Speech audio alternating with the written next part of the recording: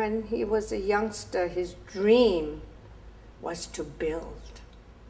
Many times Bertie would be alone in the corner of one of the rooms, drawing and dreaming about buildings. And so I think that saying what the mind can perceive, one will conceive. I think that's what happened in Bertie's case. You gotta like him. You've gotta like him. Not only for what he's done, but for who he is. This rare combination of an ability to do the job in his chosen profession and a real commitment to opportunity and social justice.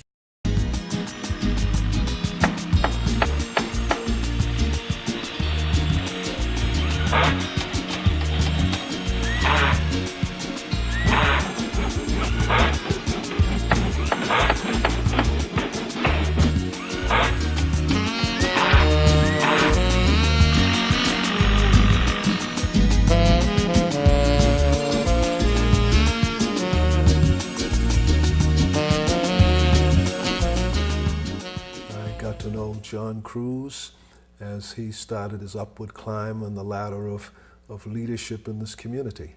Cape Verdean is probably were the first people related to Africa that were dominant in the Roxbury community. Now, Africans from other nations started migrating around Roxbury at later dates. But Cape Verde was very much a part of the lower Roxbury life in the 1930s and the 1940s. He really wanted to become a Mason. The Italians were the Masons, the Irishmen were the electricians, so that trade was very difficult to get into. So he went into carpentry. My father learned his trade down in the Cape, basically self-taught, working with other carpenters down there. And then when he came up from the Cape with a lot of other people looking for work in the construction field, and became very frustrated because back then it was the adage that we hear, last hired, first fired. So out of frustration, he formed his own company. So out of adversity becomes opportunity. My father's vision, I think, was to be the best framer at that time that he could be, the best contractor. He was always quality issues with him. You know, he was always checking the job for a minute thing that maybe other people wouldn't check, because he was very proud of his name, very proud of being a minority, and he didn't want anyone to say, as a black guy, his work wasn't on par with anybody else's. Here's a guy who had the kind of determination of a construction guy and the heart of a social worker when he put the two of them together. There was a period when urban renewal was called Negro removal. And what John Cruz and a few others said was, well, you know what? You're getting all this federal money to fix up the neighborhood. How about fixing up the people in the neighborhood too? How about doing something for them? It's a part of the community in which he raised his family, in which he lived, and he felt that he had an obligation to make the community a better place in which to live.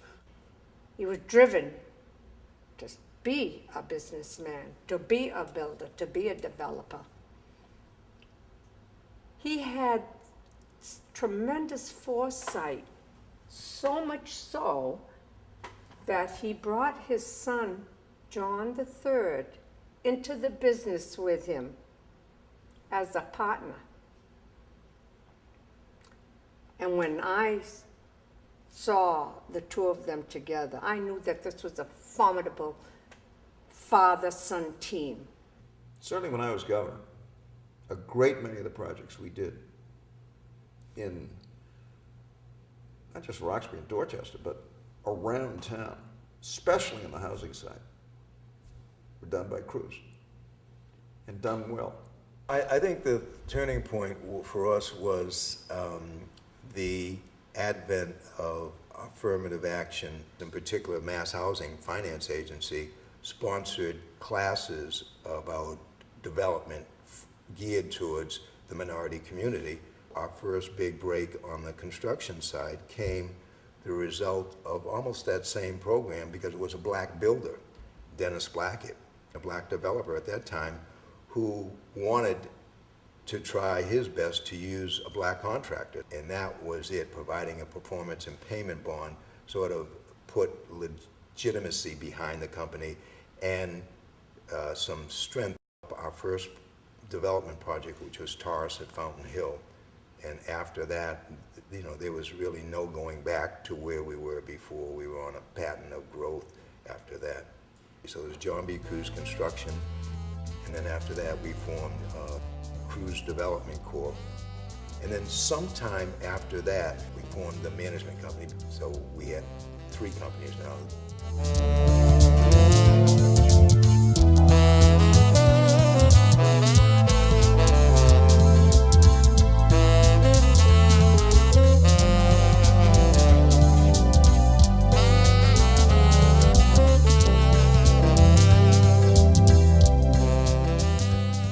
My dad always said, if you want it, you've got to work for it. When Bertie goes to work, he has a hard hat on or a baseball hat, dirty.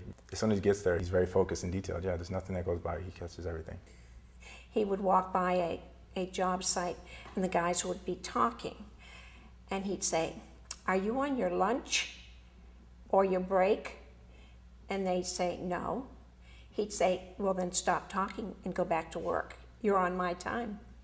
So he was a tough man, he really was. But that's the kind of guy he is. You expect to see him in his work shoes, his work pants, his work shirt, and involved with the men that if you're not careful, you would think he's just another worker. I used to think my father was a cruel slave taskmaster because he had me out there. When none of my friends were out there working, I was, from my summers, whatever it was, 12 or 13, I was out there. And on Saturdays, when my friends were watching cartoons or lounging around doing whatever, my father had me out here for what he called his half-a-day work. My father's half-a-day work Saturday was mean you left the job at 2 o'clock. He didn't know what 12 was. And the frustrating part about it is some of the men would go home at 12 or 12:30 because he told them a half a day. But he always found some work for him and I to do. When I turned 16 and got my license, he said, well, you've been working these last couple of summers, because I only got spending money. I never saw a paycheck. He said, I've been saving your money if you work these last 3 summers and you can get a car. And I said, gee, work doesn't suck. Work is great. Bertie is fantastic. He is all that people should want to be. Does he wear a tie ever? We started a romance at 16 and 18. A very sweet, loving, caring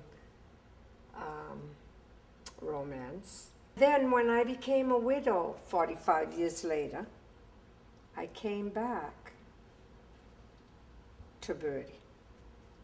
And we resumed romance. The flame hadn't died. It had flickered, but it hadn't died. And that's where we started up again. I'm a now woman. It's obvious to everybody who knows me. And a rebel. Not a radical, but a rebel. And I wanted equality. And I let Bertie know that if a man has to be sensitive to a woman's need. Bertie and I became known as Fred Astaire and Ginger Rogers because we danced so beautifully together. But later, we realized that perhaps what the people saw in our dancing was the bonding that had taken place between me and Bertie. My hero in life is my father.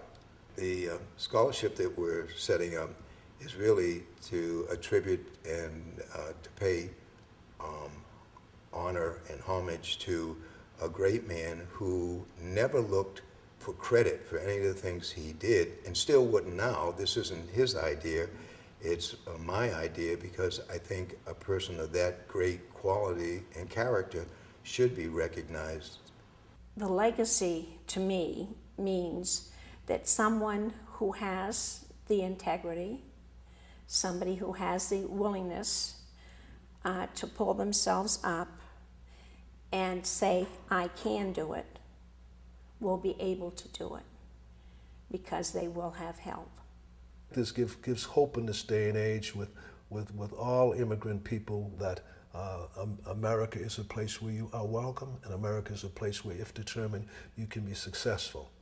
And I think Mr. Cruz has proven that as a son of the Cape Verde Islands.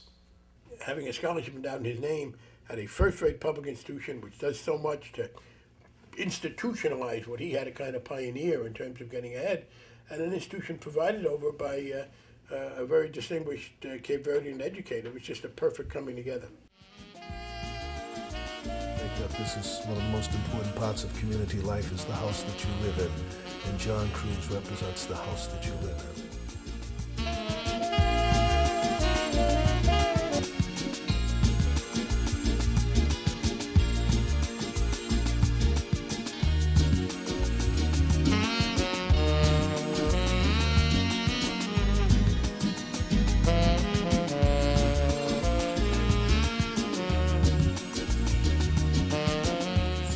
Instilled a lot of good in all of us.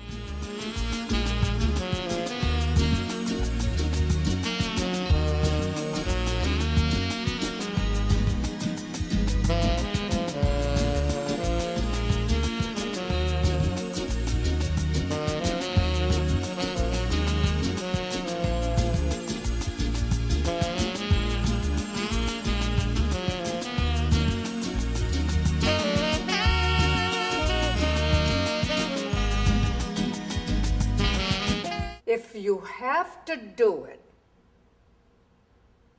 then do it. If you have to, then do it. That's Bertie Cruz.